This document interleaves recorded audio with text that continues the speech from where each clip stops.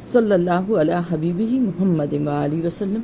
اعوذ باللہ من الشیطان الرجیم، بسم اللہ الرحمن الرحیم۔ اللہ رب العزت نے سورہ بقرہ کی آیت نمبر 21 میں ارشاد فرمایا، یا ایھا الناس اعبدوا ربکم الذی خلقکم والذین من قبلکم لعلکم تتقون، کہ اے لوگو اپنے رب کی عبادت کرو جس نے تمہیں پیدا کیا اور ان لوگوں کو بھی جو تم سے پہلے گزرے ہیں، لعلکم تتقون، تاکہ تم متقی ہو جاؤ۔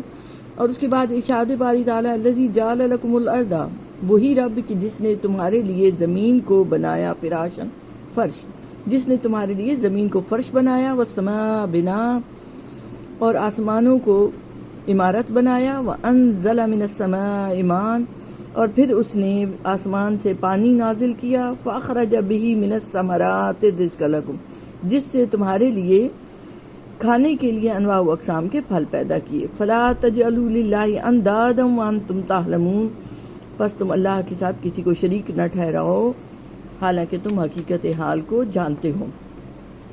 اب اس آیت مبارکہ میں مخاطب ہو رہے ہیں تمام لوگ، الناس کہتے ہوئے اللہ رب العزت نے تمام بنی نوع انسان کو مخاطب کیا۔ ویسے قرآن مجید میں جہاں یا ایھا الناس کا لفظ آتا ہے سمجھ جائیں کہ اس سے مراد اہل مکہ ہے، اور جہاں یا ایھا الذین آمنوا کہہ کر مخاطب کیا جاتا ہے وہاں اہل ایمان کو مخاطب کیا جاتا ہے۔ یہاں لوگوں کو مخاطب کرنے کا مقصد یہ کہ یہ اسلام، یہ ایمان کی دعوت ہر ایک کے لیے ہے، یہ کسی خاص گروہ، کسی خاص ملک اور کسی خاص قوم کے لیے نہیں ہے۔ تمام لوگوں کو مخاطب کر کے فرمایا جا رہا ہے کہ عبادت کرو اس رب کی جس نے تمہیں پیدا کیا ہے، کہ اپنی ذات کی طرف تو دھیان دو، کہ جس نے تمہیں نعمت زندگی عطا کی، جس رب نے تمہیں وجود عطا کیا، عدم سے بقا عطا کی، عدم سے وجود میں لایا، اور اس سے پہلے بھی لوگوں کو اسی طرح اللہ نے پیدا کیا تھا۔ لعلکم تتقون، جب تم اس بات کی معرفت سے آگاہ ہو جاؤ کہ مجھے بنانے والا وہ، مجھے وجود بخشنے والا وہ، یہ اسی کی عطا ہے، وہی خالق ہے، وہی رب ہے، تو اس کی معرفت حاصل ہو جانے کے بعد جب تمہارا عمل کوئی اس کے لیے کیا جاتا ہے تو پھر وہ تقویٰ کی طرف تم بڑھنے شروع ہو جاتے ہو۔ اور پہلے آیت مبارکہ میں یہاں اس میں وجود کو بخشنے، نعمت زندگی کا ذکر ہے، تو اگلی آیت مبارکہ میں جس میں زمین اور آسمان اور پھلوں کا ذکر ہے اس میں بقا کے سارے سامان کا ذکر آیا، کہ تمہارے لیے صرف تمہیں زندگی نہیں دی بلکہ تمہاری زندگی کو باقی رکھنے کے لیے بھی اللہ نے انواع و اقسام کی چیزیں عطا کی۔ اب یہاں لعلکم تتقون کی طرف ایک اور دھیان دیتے ہوئے غور کریں، پہلے آیات مبارکہ میں اللہ رب العزت نے آغاز میں سورہ بقرہ کے متقی لوگوں کی نشانیاں بیان کی، پھر کافروں کی علامتیں بیان ہوئی، منافقت کی علامتیں بیان ہوئی، منافقین کو چن چن کے نشاندہی کی گئی ان کی، کہ ان میں یہ علامتیں پائی جاتی ہیں۔ اب اس کے بعد اب آتا ہے ذکر کے طریقے تحصیل تقویٰ، کہ متقی کیسے بننا ہے، اللہ کے قرب کو کیسے پانا ہے۔ تو پہلے پہچانو اللہ کو کہ وہ خالق ہے، وہ مالک ہے، اور پھر اس پہچان کے ساتھ جب بندگی کرو گے، اللہ کی معبودیت کے اعتراف کے ساتھ کرو گے تو فائدہ تمہیں ہی پہنچے گا۔ اللہ پاک ہے ہمارے عمل کے ہر نفع سے، اللہ کو ایسی چیزوں کی، اللہ ضرورتوں سے پاک اور ان چیزوں سے پاک ہے، تو فائدہ ہمارا اپنا ہی ہوتا ہے، ظاہری بھی اور باطنی بھی۔ اور جب انسان مان لیتا ہے اللہ کو کہ اللہ ہی خالق ہے، اللہ ہی رب ہے، اسی نے پرورش کرنی ہے، اسی نے رزق دینا ہے ہی پالنے والا وہ، جب یہ چیز دل کی گہرائیوں میں، بدن میں، روح میں سما جاتی ہے تو عقل اور ارادہ اس کے تابع ہو جاتا ہے۔ عقل اور ارادہ تابع ہو گیا تو ہمارے اعضاء اس کے تابع ہو جاتے ہیں، پھر ہم ہر عمل اس کے لیے کر رہے ہوتے ہیں۔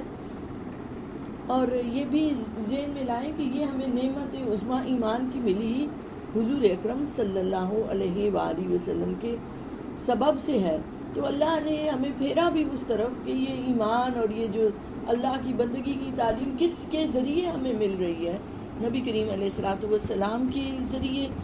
تو جب ہم حضور اکرم صلی اللہ علیہ وآلہ وسلم کو اپنے دل میں ان کو اپنے دل کا مکین بنا لیتے ہیں، محبت کا گہوارہ بنا لیتے ہیں، تو پھر ہم بندگی کی طرف صحیح طریقے سے بڑھ سکتے ہیں۔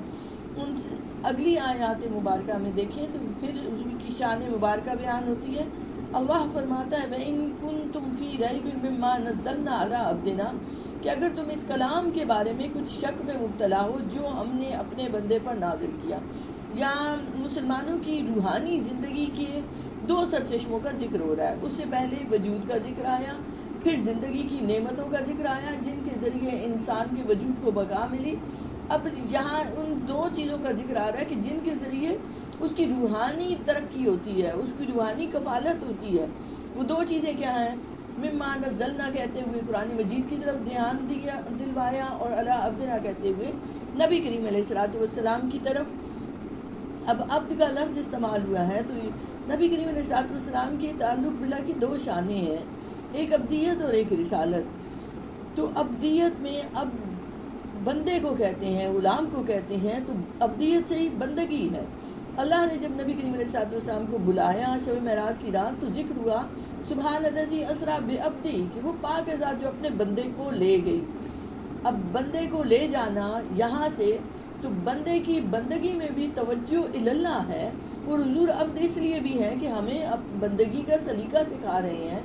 اور وہ عبد ہیں کیونکہ اللہ معبود اکیلا ہے، وحدہ لا شریک ہے، اور مسلمان کبھی اس میں شرک نہیں کرتا. تو عبدیت میں عروج ہے، عبدیت میں اوپر توجہ ہے اپنے خالق کی طرف. رسالت جو حضور کی شان مبارکہ ہے کہ آپ خاتم النبیین ہیں، آپ اللہ کے رسول ہیں. تو رسالت میں توجہ الی الخلق ہوتی ہے کیونکہ رسول کی ذمہ داری ہے کہ اللہ کے پیغام کو بندوں تک پہنچانا. تو رسالت میں نزول ہے اور عبدیت میں عروج ہے. تو جب تک مسلمان ان روحانی کفالت کے دونوں سرچشموں سے جڑے رہتے ہیں تو وہ روحانی طور پر مضبوط ہوتے ہیں، ایمان میں مضبوط، ان کی شخصیت مضبوط، اور وہ آگے بڑھ کر زیادہ بہتر طریقے سے وقت کے چیلنجز کا مقابلہ کر سکتے ہیں. اور جب ان دونوں چیزوں میں سے کسی ایک سے بھی کٹ جاتے ہیں تو پھر وہ بھٹک جاتے ہیں.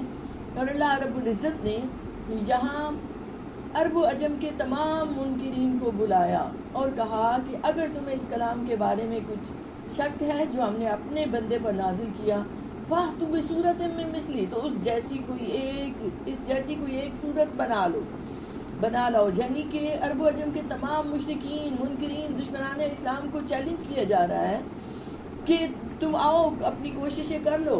اور تاریخ گواہ ہے کہ بدخواہ اپنی کوششوں کے باوجود اس میں ناکام رہے.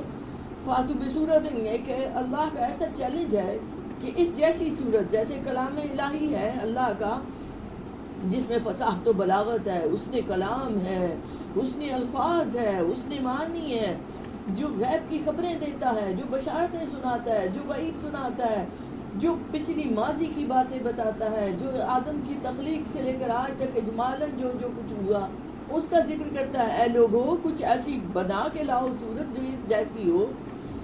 وَادْعُوا شُهَدَاءَكُم مِّن دُونِ اللَّهِ إِن كُنتُمْ صَادِقِينَ، اور بلاؤ اپنے حمایتیوں کو. اس پر اللہ رب العزت نے چیلنج کیا کہ اگر تم سچے ہو تو اپنے جتنے حمایتی ہیں جو تمہارے مددگار ہیں ان کو دعوت دو، وہ سارے مل کر اس پر لگیں، کوشش کریں. تو تاریخ گواہ ہے اس بات کی کہ لوگوں نے کوششیں بھی کی مگر وہ ناکام رہے. اور یہ جو من دون اللہ کا لفظ آتا ہے یہ غیر اللہ کے لیے استعمال ہوتا ہے، اور جب بھی یہ لفظ آئے تو فوراً سمجھ جائیں کہ اس سے مراد کفار اور مشرکین کے باطل عقائد، باطل سوچیں، باطل نظریات کو کہا جا رہا ہے. پھر اس سے مراد ان کے وہ معبودان باطلہ ہیں جو بتوں کی صورت میں آگ، سورج، ان کی پوجا کرنے والوں کو ان کو بلایا جا رہا ہے، ان کو کہا جا رہا ہے.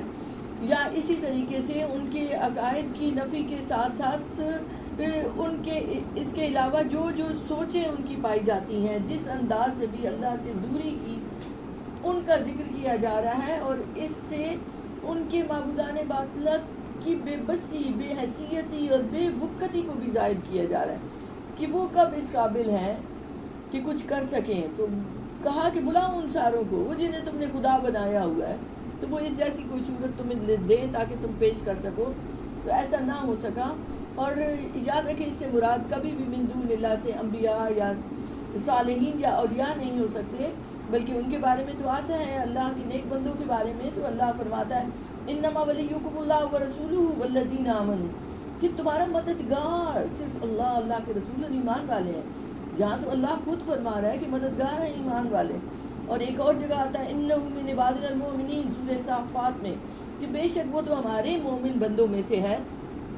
تو ہمارے مومن بندوں میں سے، ہمارے بندوں میں سے عبادنا کا لفظ یہ بتا رہا ہے کہ اللہ نے انہیں اپنا کہا، غیر نہیں کہا. تو من دون اللہ کو کبھی بھی اس سے مراد اولیاء اور صالحین کو نہ لیا کریں.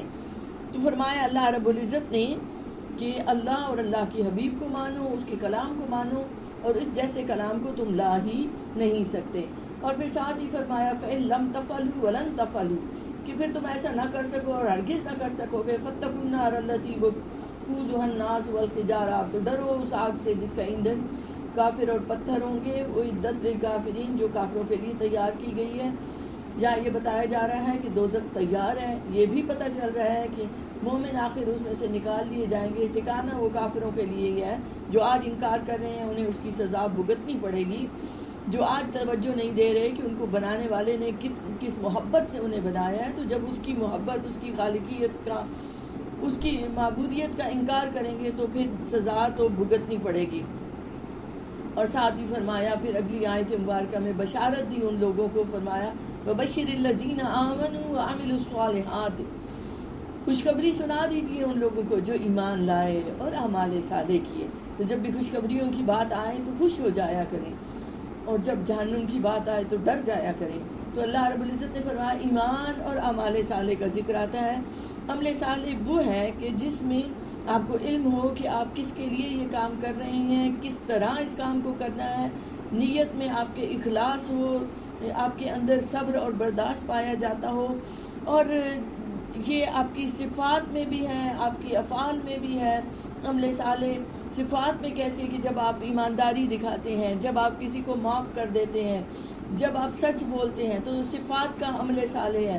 اعمال کا عمل صالح ہے کہ جب آپ کسی کو ہاتھ بڑھا کر کسی کی مدد کرتے ہیں، آپ نماز روزہ کرتے ہیں، تو یہ اعمال میں صالحیت ہے. اسی طرح نیت کی صالحیت ہے کہ نیت کو خالص کر دینا اللہ کے لیے، تو وہ عمل صالح کہلاتا ہے. فرمایا کہ خوشخبری سنائیے ان لوگوں کو جو ایمان لائے اور جو فطری انداز میں، جیسے کوشش کے بغیر ہم سانس لیتے رہتے ہیں نا، ایسے ہی فطری انداز میں اعمال صالح کرتے کرتے کرتے کرتے وہ اللہ سے اتنی محبت کرنے لگ جاتے ہیں، اتنے شکر گزار ہو جاتے ہیں، اتنی ثابت قدمی سے اس کی راہ پر قدم رکھتے ہیں، اسے دل میں چھپا کے رکھتے ہیں. لوگوں میں دعوے نہیں کرتے کہ ہم بڑے محبت والے ہیں، لیکن ان کا ہر عمل، ان کی ہر حرکت یہ بتاتی ہے کہ وہ ایمان میں کاملیت پر ہیں، وہ اللہ سے محبت کرنے والے ہیں، وہ اعمال صالح کرنے والے ہیں. اور یہاں پھر آگے ان کی نعمتوں کا ذکر آیا جو دائمی انہیں عطا ہوں گی. فرمایا انا لہم جنات تجری من تحتہا الانہار، کہ ان کے لیے باغات ہیں جس کے نیچے نہریں بہتی ہیں، اور اس میں ان کو رزق دیا جائے گا. اور وہ کہیں کلما رزقوا منہا من ثمرات الرزق قالوا ھذا الذی رزقنا من قبل، تو جب انہیں اس میں سے رزق دیا جائے گا، کھانے کو پھل دیا جائے گا، تو وہ کہیں گے کہ یہ تو وہی پھل ہے جو ہمیں پہلے بھی دنیا میں دیا گیا تھا. وہ تو بھی متشابہ، اس سے ملتا جلتا. وَلَهُمْ فِيهَا أَزْوَاجٌ مُطَهَّرَةٌ، اور اس میں پاکیزہ بیویاں ہوں گی، اور وہ اس میں وَهُمْ فِيهَا خَالِدُونَ، وہ اس میں ہمیشہ رہیں گے. یعنی جنت کی نعمتیں ہمیشہ رہنے والی ہیں. اہل جنت نہ فنا ہوں گے، نہ نکالے جائیں گے. وہاں جسمانی علائشیں نہیں ہوں گی، اخلاقی عیب نہیں ہوں گے، بیویاں پاکیزہ ہوں گی، جنت کے میووں کی شکل میں پھل عطا ہوگا. اور ازلی محبوب سے محبت میں جنت کی لذتوں کو وہ یہاں بھی پاتے ہیں، کیف اور سرور کو پاتے ہیں.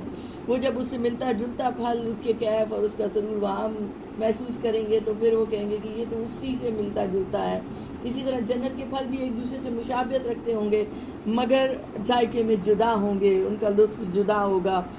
تو یہ سارا کچھ اس ابدیت میں ہے. جنت اور دوزخ بھی انسان کے اندر بھی ہے، اس دنیا میں بھی وہ محسوس کر سکتا ہے. جب وہ محبت کرتا ہے تو محبت کا جو کیف عطا ہوتا ہے وہ جنت سے مشابہت رکھتا ہے.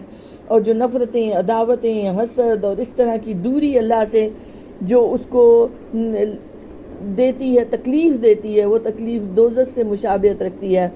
تو اللہ سے محبت کریں، اپنی صفات اور اپنے افعال پر اللہ کی محبت کا رنگ چڑھائیں، اور سلطنت محبت میں، وادی محبت میں ایسا قدم رکھیں، ایسے قدم رکھیں کہ میرے لیے تو میرا محبوب ہی سب کچھ ہے، میں کچھ نہیں. اپنے اور اپنے رب کے تعلق میں کسی کو حائل نہ ہونے دیں، رکاوٹ نہ بننے دیں. یہ دنیا کی لذتیں، یہ نفس کی فریب کاریاں، یہ رکاوٹ بنے گی، ان کا مقابلہ خود کریں، اور اللہ رب العزت سے محبت، اللہ کے محبوب سے محبت، شکر گزاری، خوش رہنا اور خوش رکھنا، اس کو اپنا شیوا بنا لیں۔ بہت شکریہ، وما علینا الا البلاغ۔